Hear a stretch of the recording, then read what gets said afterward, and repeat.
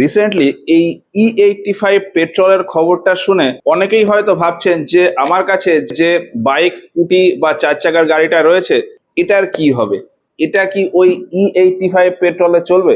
এখানে মজার বিষয় হলো যে এই E85 নিয়ে আপনি চিন্তা করার আগে E20 পেট্রোল নিয়ে ভাবুন, যেটা আপনি প্রতিদিন আপনার গাড়িতে ব্যবহার করছেন। কারণ আপনি না চাইতেও হয়তো এই E20 পেট্রোলটা আপনার গাড়িকে মানে গাড়ির ইঞ্জিনকে ধীরে ধীরে হয়তো নষ্ট করে দিচ্ছে। এছাড়া এই E20 পেট্রোল সম্পর্কে আরো বিভিন্ন বিষয় আছে যেগুলো অনেকেই জানেন না, আর এগুলো নিয়ে কেউ খুব একটা আলোচনাও করে না। আরেকটা খুব বাস্তব কথা হলো যে যারা এই বাইক বা স্কুটির উপর নির্ভর করে তাদের জীবন জীবিকা চালায় তাদের উপর এই E20 পেট্রোলের প্রভাব সব থেকে বেশি পড়ছে, যা হয়তো তারা খুব একটা বুঝতেও পারছে না। কেন এই কথা বলছি বলবো আজকের এই ভিডিওতে। আমি petrol, octane number, ethanol blending, E10, E20, E85 এই সমস্ত বিষয়গুলো খুব ভালোভাবে আপনাদের বুঝিয়ে দেবো। আর ভিডিওর শেষে গিয়ে আপনি নিজেই বুঝতে পারবেন যে সামান্য এই পেট্রোলের পেছনে দেশের অর্থনীতি, রাজনীতি আর রাষ্ট্রনীতি কিভাবে কাজ করে। আমি একদম পেট্রোল পাম্প থেকে শুরু করি। আমি যখন কোনো গাড়িতে তেল ভরতে যাই তখন ওই পেট্রোল পাম্পে দুই ধরনের পেট্রোলের নাম শুনি, একটা হলো নর্মাল আর একটা হলো পাওয়ার বা স্পিড পেট্রোল। এই দুটো টাইপের পেট্রোলকে একদিক থেকে সেম বলা যায়, আবার অন্য দিক থেকে আলাদাও বলা যায়। একটা টার্ম আছে অকটেন নাম্বার। নর্মাল পেট্রোলের ক্ষেত্রে এই অকটেন নাম্বারটা নর্মালি 91 হয়, আর স্পিড বা পাওয়ার পেট্রোলের ক্ষেত্রে এই নাম্বারটা 95 বা 100 হয়। 95, 97, 100 এরকম হয়। বিভিন্ন পেট্রোল পাম্পে দেখবেন যে এরকম বিভিন্ন কথা লেখা থাকে যে XP 95, XP 100, পাওয়ার 95, স্পিড 97 এইরকম। এইগুলো লেখার অর্থ হলো যে ওই পেট্রোলের অকটেন নাম্বারটা বেশি। এবার এই নর্মাল আর পাওয়ার পেট্রোল এই দুটোর জন্য কিন্তু ইঞ্জিনের পারফরমেন্সে তেমন কোনো এফেক্ট পড়ে না। অকটেন নাম্বারটা নর্মালি ইঞ্জিনের হেলথের উপর খানিকটা এফেক্ট ফেলে। দেখবেন নর্মালি গাড়িতে পেট্রোল দিলে অনেক সময় ইঞ্জিনে টিক টিক টিক টিক টক টক টক টক করে শব্দ হয়, ইঞ্জিনে মাঝে মাঝে ভাইব্রেশন অনেক বেশি হয়। ওই সমস্ত ঘটনাগুলোকে বলা হয় নকিং। গাড়িতে যদি নর্মাল পেট্রোল দেওয়া হয় তাহলে এই নকিং এর প্রভাবটা দেখা যায়, কিন্তু গাড়িতে যদি আমরা পাওয়ার পেট্রোল দিই সেক্ষেত্রে এই নকিং এর এফেক্টটা আর থাকে না, ফলে ইঞ্জিনটা খুব স্মুথ চলে। খুব সহজ ভাষায় বললে বলা যায় যে ওই পাওয়ার পেট্রোল গাড়িতে দিলে বা হাই অকটেনের পেট্রোল যদি আমি গাড়িতে দিই সেক্ষেত্রে গাড়ির হেলথ বা গাড়ির ইঞ্জিনটা ভালো থাকে। এই পাওয়ার পেট্রোলের জন্য গাড়ির মাইলেজে কিন্তু তেমন খুব একটা পার্থক্য বোঝা যায় না। এইবার একটা বিষয় বলি যে এই পেট্রোল কিভাবে আসে। নর্মালি আমরা একটা প্রসেস জানি যে খনিজ তেল থাকে, সেটাকে পরিশোধন করে পেট্রোল, ডিজেল, কেরোসিন এই সমস্ত জিনিসপত্র পাওয়া যায়। এখন এই খনিজ তেল পরিশোধন করে যে পেট্রোলটা পাওয়া যায় এটাই হলো এই নর্মাল পেট্রোল। এই নর্মাল পেট্রোলে অকটেন নাম্বার থাকে নর্মালি 87 থেকে 91। এবার এই যে নর্মাল পেট্রোল, এই নর্মাল পেট্রোলের ভেতরেও আরো বিভিন্ন জিনিসপত্র থাকে, যেমন রিফরমেট, অ্যালকালাইট, আইসোমারেট, টলুইন, জাইলেন এইসব জিনিসপত্র। খনিজ তেলকে পরিশোধন করলে যেরকম পেট্রোল পাওয়া যায়, পেট্রোলের ভেতরে এই সমস্ত জিনিসপত্র থাকে। এই সমস্ত জিনিসপত্রকে আরো যদি আমি পরিশোধন করি সেক্ষেত্রে এই পেট্রোলটাই চলে আসে যার অকটেন নাম্বার এরকম 95 বা 97 বা 100। পেট্রোলের ভেতরে যে সমস্ত জিনিসপত্র থাকে সেগুলোকে আরো ভালো পরিশোধন করলে এই পেট্রোলের অকটেন নাম্বারটা বেড়ে যায়, অর্থাৎ পেট্রোলের কোয়ালিটি বেড়ে যায়। এবার এই যে নর্মাল পেট্রোলটা রয়েছে এই নর্মাল পেট্রোলের কোয়ালিটি বাড়ানোর আরো একটা টেকনিক আছে, সেটা হলো এই পেট্রোলের সাথে ইথানল মিশিয়ে দেওয়া। ইথানল মানে হলো ইথাইল অ্যালকোহল। এখন পেট্রোলের কোয়ালিটি বাড়ানোর জন্য ওই পেট্রোলের সাথে ইথানল মেশানোর যে প্রসেস এটাকেই বলা হয় ইথানল ব্লেন্ডিং। যদি আমি 95 ভাগ পেট্রোল আর 5 ভাগ ইথানল রাখি সেক্ষেত্রে তাকে বলা হয় E5 পেট্রোল। যদি পেট্রোলের পরিমাণ 90% রাখি আর ইথানলের পরিমাণ 10% রাখি সেক্ষেত্রে হয়ে যায় E10 পেট্রোল। এরপর যদি আমি পেট্রোলের পরিমাণ 80 ভাগ আর ইথানলের পরিমাণ 20 ভাগ রেখে দিই সেক্ষেত্রে হয়ে যায় E20 পেট্রোল। এবার এখানে যদি আমি পেট্রোলের পরিমাণ 15 ভাগ আর ইথানলের পরিমাণ 85 ভাগ রেখে দিই সেক্ষেত্রে হয়ে যায় E85 পেট্রোল। এবার এই ইথানল ব্লেন্ডিং কেন করা হয়? যাতে পেট্রোলের কোয়ালিটিটা বাড়ে। পেট্রোলের কোয়ালিটি বাড়া মানে হলো পেট্রোলের অকটেন নাম্বার যাতে বৃদ্ধি হয়। এবার এই E5, E10, E20 এর কোনোটার ক্ষেত্রে কিন্তু অকটেন নাম্বার এই রকম রেঞ্জে আসে না, কিছুটা বাড়ে। যেমন E5 এর ক্ষেত্রে অকটেন নাম্বার হয় মোটামুটি 91.85 মতন, E10 এর ক্ষেত্রে হয় 92.7 মতন, আর E20 ক্ষেত্রে মোটামুটি 94.4 মতন আসে। এবার প্রশ্ন হলো যে এই ইথানল ব্লেন্ডিং করে যখন ওই রকম কোয়ালিটি আনা যায় না, তাহলে এই ইথানল ব্লেন্ডিং করা হয় কেন? দেখুন, এর পেছনে একটা অর্থনৈতিক কারণ রয়েছে। ইথানল ব্লেন্ডিং এর ক্ষেত্রে কি হয়, পেট্রোল আর ইথানল মেশানো হয়। এর ভেতর পেট্রোলটা কিন্তু ভারতের ক্ষেত্রে বিদেশ থেকে ইম্পোর্ট করে আনতে হয়, অর্থাৎ বিদেশ থেকে কিনে আনতে হয়। ইথানলটা ভারতে তৈরি হয়। এখন ফাইনাল এই পেট্রোলটা পাওয়ার জন্য আমি যদি পুরোটাই নর্মাল পেট্রোল দিই, তাহলে ওই পুরো পেট্রোলটাই বিদেশ থেকে কিনে আনতে হবে। আমি যদি এতে E20 পেট্রোল দিই, তাহলে এই পেট্রোলের ভেতর 80 ভাগ আমাকে নর্মাল পেট্রোল দিতে হবে, 20 ভাগ আমি ইথানল দিয়ে চালিয়ে দিতে পারবো। তাহলে এই নর্মাল পেট্রোল আমার 20 ভাগ কম ব্যবহার হবে, মানে ওই 20 ভাগ পেট্রোল বিদেশ থেকে আমদানি কম হবে। বিদেশ থেকে আমদানি যত কম হবে, ভারতের অর্থনৈতিক অবস্থা সেই হিসাবে একটু ভালো হবে। ইথানল ব্লেন্ডিং এর পুরো কনসেপ্টের ভেতর এটাই হচ্ছে সব থেকে বড় পজিটিভ পয়েন্ট। বাকি যত পয়েন্ট আছে সেগুলো খুব একটা ভাইটাল না, কিন্তু ভাইটাল যে পয়েন্টগুলো আছে সেগুলোর বেশিরভাগই হলো নেগেটিভ। এই ইথানল ব্লেন্ডিং এর ফলে নেগেটিভ প্রভাব সব থেকে বেশি। কিভাবে, সেটা আমি এবার আপনাকে বলি। নর্মাল পেট্রোল দিয়ে আমি যদি গাড়ি চালাই, সেক্ষেত্রে আমার যা মাইলেজ দেবে, এই ইথানলের পরিমাণ যত বেশি হবে, মাইলেজের পরিমাণ কিন্তু তত কমে যাবে। কেন কমে যাবে? একটা টার্ম রয়েছে ক্যালোরিফিক ভ্যালু বা জ্বালানি মূল্য বা তাপন মূল্য। কোনো একটা ইঞ্জিন থেকে কত পাওয়ার আসবে সেটা নির্ভর করে ওই ইঞ্জিনে আমি কোন ফুয়েল ব্যবহার করছি, মানে কোন পেট্রোল ব্যবহার করছি, তার ক্যালোরিফিক ভ্যালু বা তাপন মূল্যের উপর। পিওর পেট্রোল এর ক্যালোরিফিক ভ্যালু মোটামুটি 45,000 কিলোজুল পার কেজি। এখন যদি আমি ওই পেট্রোলের সাথে ইথানল মেশাই, অর্থাৎ ব্লেন্ডেড পেট্রোল দিই, সেক্ষেত্রে E5 পেট্রোলের ক্ষেত্রে এই ভ্যালুটা মোটামুটি 44,000 মতন, E10 এর ক্ষেত্রে 43,000 মতন, আর E20 ক্ষেত্রে 41,000 মতন। এখন যেমনটা বললাম যে কোনো একটা ইঞ্জিনের পাওয়ার, মানে ইঞ্জিন থেকে কত পাওয়ার পাবো সেটা ডিপেন্ড করে ওখানে যে পেট্রোল ব্যবহার হচ্ছে তার ক্যালোরিফিক ভ্যালুর ওপর। ফলে পুরো পিওর পেট্রোল যদি ব্যবহার করি, তার এই তাপন মূল্য বেশি, ফলে আমি যতটা পাওয়ার পাচ্ছি তার জায়গায় যদি আমি E20 পেট্রোল ব্যবহার করি, তাহলে তার দেখুন তাপন মূল্যের পরিমাণ কিন্তু কম। ফলে ওই ইঞ্জিন থেকে পাওয়ারের পরিমাণও কিন্তু কম আসবে। ইঞ্জিন থেকে পাওয়ার যদি কম আসে, সেই এফেক্টটা গাড়ির মাইলেজে বোঝা যাবে। অর্থাৎ গাড়িতে যত পরিমাণ মাইলেজ দিত, তত পরিমাণ এখন মাইলেজ দেবে না। আর এটাই হলো এই E20 পেট্রোলের সব থেকে বড় ডিসঅ্যাডভান্টেজ, যেখানে আপনার আমার কিছু করার নেই। কারণ বর্তমানে সমস্ত জায়গাতে রুলসই আছে যে E20 পেট্রোলই ব্যবহার হবে, মানে আমি যে পেট্রোল পাম্পে গিয়ে তেল ভরবো, আমাকে বাই ডিফল্ট E20 পেট্রোলই দেবে।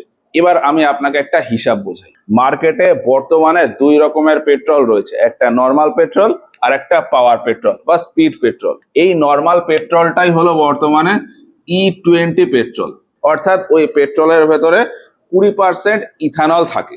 সমস্যাটা হলো আমাদের কাছে যে সমস্ত বাইক বা 4 চাকা বা স্কুটি রয়েছে, তার বেশিরভাগে কিন্তু এই E20 পেট্রোল ঠিকভাবে সাপোর্ট নেয় না, আর ওর জন্যই আমাদের গাড়িতে মাইলেজ কম আসে।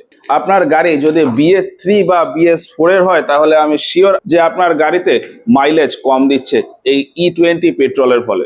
দেখুন, কোনো একটা গাড়ি যখন তৈরি হয়, তখন ওই গাড়িটা একটা নির্দিষ্ট কোয়ালিটির ফুয়েলের জন্যই তৈরি হয়। সেই হিসাবে BS3 বা BS4 যে সমস্ত 4 চাকা স্কুটি বা বাইক রয়েছে, সেগুলো ইথানল ছাড়া পেট্রোল বা E5 E10 পর্যন্ত ইথানল ব্লেন্ডেড পেট্রোলের জন্য সুইটেবল।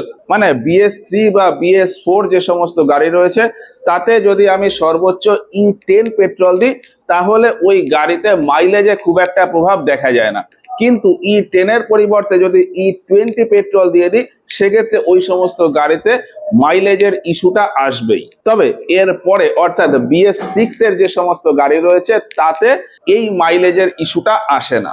BS6 ইঞ্জিন আনার পেছনে একটা বড় কারণ হলো যাতে এই E20 পেট্রোলটাকে ইজিলি হ্যান্ডেল করতে পারে। ফলে যাদের BS3 বা BS4 এর গাড়ি আছে তারা এই সমস্যার সমাধানের জন্য BS6 এর গাড়ি কিনে নিতে পারেন, অথবা এই নর্মাল মানে E20 পেট্রোলের জায়গায় পাওয়ার বা স্পিড পেট্রোল দিয়ে গাড়ি চালাতে পারে। কারণ এই পাওয়ার বা স্পিড পেট্রোলের ভেতরে ইথানলের পরিমাণ থাকেই না, বা থাকলেও খুব কম, যেটা আপনার ইঞ্জিনের জন্য সুইটেবল হবে। তবে এখানেও একটা ছোটখাটো প্রবলেম থেকেই যায় যে এই নর্মালের থেকে স্পিড পেট্রোলের দাম একটু বেশিই হয়, ফলে আমাদের পকেটে একটা ইস্যু আসবে। এবার আর একটা কথা বলি, BS6 যাদের গাড়ি আছে তাদের গাড়িতে এই E20 পেট্রোল নিয়ে কোনো সমস্যা নেই, কিন্তু যাদের BS3 বা BS4 এর গাড়ি এখনো রয়েছে তাদের ক্ষেত্রে মাইলেজের ইস্যুটা তো আসবে, তার পাশাপাশি ইঞ্জিনের উপরেও বিভিন্ন রকম প্রভাব পড়ে। কিভাবে? দেখুন, এই যে ইথানল পেট্রোলের সাথে মেশানো হয়, এই ইথানলে খুব সামান্য পরিমাণ হলেও ময়েশ্চার কন্টেন্ট থাকে। ফলে এই ইথানল যখন আপনার গাড়ির ইঞ্জিনের ভেতর যাবে তখন ওই ইঞ্জিনে ময়েশ্চার কন্টেন্ট চলে আসবে। ফলে ইঞ্জিন বা তার সাথে রিলেটেড গাড়িতে যত পার্টস পত্র আছে যেখানে ওই ফুয়েলটা টাচ হয় সেই সমস্ত জায়গাতে ক্ষয়ের একটা চান্স কিন্তু থাকবে। এখন দীর্ঘদিন এইরকম একটু একটু একটু করে ক্ষয় হতে হতে হতে হতে কিন্তু ইঞ্জিনটা আলটিমেটলি অনেকটাই নষ্ট হয়ে যাবে। যাই হোক, এই বিষয়গুলো গেল। এবারে আমি E85 এর বিষয়টা একটু বলি। দেখুন, E20 তে যেমন 20% ইথানল ছিল, সেই হিসাবে E85 এ 85% ইথানল থাকবে। এখন যেমনটা বললাম যে E20 আপনার গাড়িতে হয়তো ঠিকঠাক ভাবে সাপোর্ট নিচ্ছে না, সেখানে E85 পেট্রোল আপনার গাড়িতে কিভাবে সাপোর্ট নেবে? নর্মাল গাড়ির জন্য কিন্তু এই E85 পেট্রোল না, এই পেট্রোলে গাড়ি চালানোর জন্য ইঞ্জিনে প্রচুর মডিফিকেশনের প্রয়োজন, যেগুলো আমাদের পুরনো গাড়িতে হয়তো সম্ভব না। এই জন্য নতুন নতুন গাড়ি রিসেন্টলি বারও হয়ে গেছে, ওই গাড়িগুলোকে বলা হয় ফ্লেক্স ফুয়েল ভেহিকেল। এখানে যেমন E20 আপনি নর্মাল গাড়িতে চালাতে পারছিলেন, এরপর E27, E30 এগুলো আপনি নর্মাল বাইক বা গাড়িতে চালাতে পারবেন, কিন্তু যখনই 30 থেকে বেশি হয়ে যাবে তখন আর নর্মাল বাইক বা গাড়িতে ওইগুলো একদমই সুইটেবল হবে না। E30 পরে যাই আসুক না কেন, E40, E50, E80, E85, E100 এই সবই নতুন ধরনের ইঞ্জিনের জন্য সাপোর্ট হবে, যে ইঞ্জিন উইথ গাড়িগুলোকে বলা হয় ফ্লেক্স ফুয়েল ভেহিকেল বা FFV। এই গাড়িগুলোতে ইথানলের এই পেট্রোলের পরিমাণটাকে অ্যাডজাস্ট করা যায়, এই জন্যই ওর নাম হয়ে গেছে ফ্লেক্সিবল ফুয়েল ভেহিকেল বা ফ্লেক্স ফুয়েল ভেহিকেল। এবার এই পেট্রোল রিলেটেড আমি কিছু সাধারণ কথা বলি। অনেকেই মনে করেন যে ওই পেট্রোল পাম্পে ট্যাঙ্ক ভর্তি করে যে তেল আসে সেটাতে নর্মাল শুধুমাত্র এই পেট্রোল থাকে। পেট্রোল পাম্পগুলো ওই পেট্রোলের সাথে ইথানল মেশায়, ফলে ওই E20 পেট্রোল হয়ে যায়, বা ওই নর্মাল পেট্রোলের সাথে আরো হয়তো কিছু মিশিয়ে এইরকম পাওয়ার পেট্রোল বানিয়ে ফেলে। বিষয়টা কিন্তু এরকম না।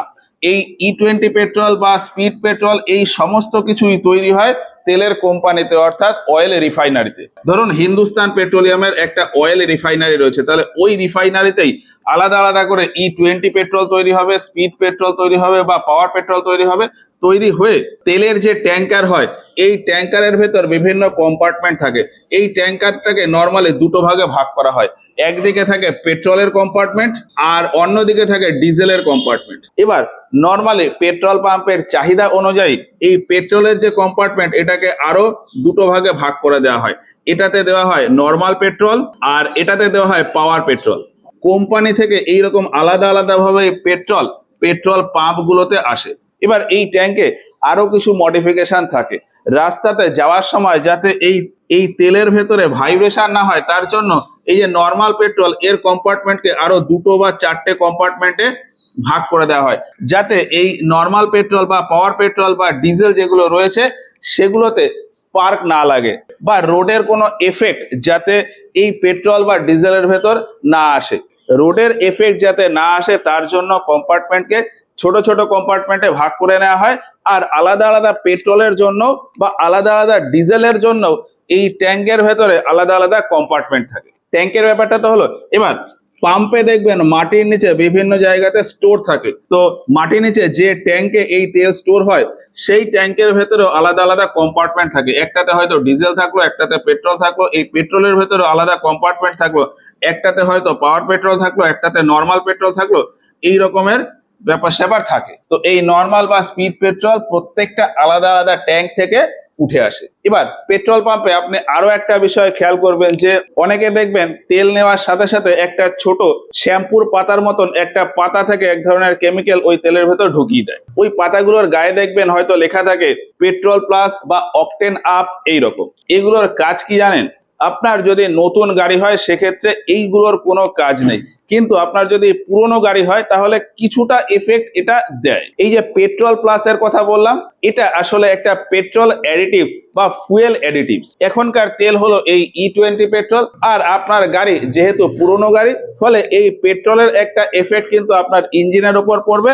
এখন আপনি পেট্রোলের সাথে যদি এই পেট্রোল প্লাস এই অ্যাডিটিভসটা ব্যবহার করেন, সেক্ষেত্রে ওই পেট্রোল আপনার ইঞ্জিনের ভেতর যেখানে যেখানে যাচ্ছে সেখানে যদি কোথাও নোংরা বা ডার্ট জমে থাকে তাহলে সেগুলোকে ক্লিন করতে সাহায্য করে।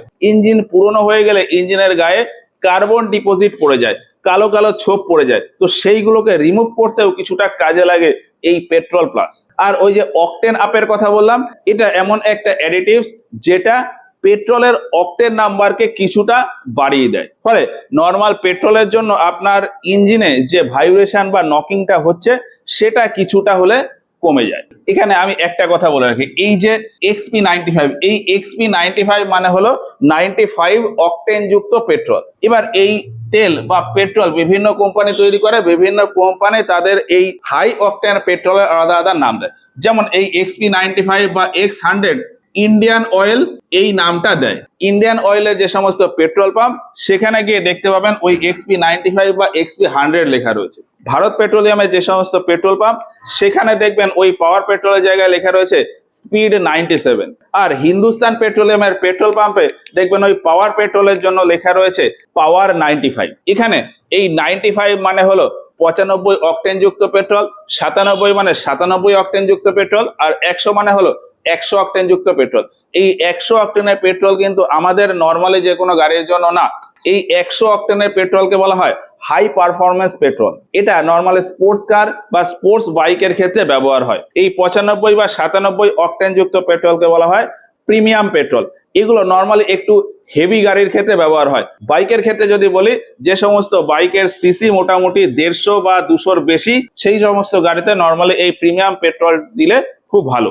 আর নর্মাল যে সমস্ত বাইক রয়েছে যেগুলো ওই 110 বা 125 সিসি, সেগুলো এই নর্মাল পেট্রোলেই সব থেকে ভালো চলে। তো যাই হোক, এই হচ্ছে ওভারঅল পুরো বিষয়টা। আমি জানি যে এর ভেতরে আরো অনেক কিছু বলার বাকি রয়েছে, সেগুলো আপনারা চাইলে আমাদের কমেন্টে সাজেস্ট করতে পারেন, আমি পরে একটা ভিডিও বানিয়ে আপনাদের বুঝিয়ে দেবো। আর আজকের এই ভিডিওটা নিয়ে আপনাদের কি মনে হয় কমেন্টে জানাবেন।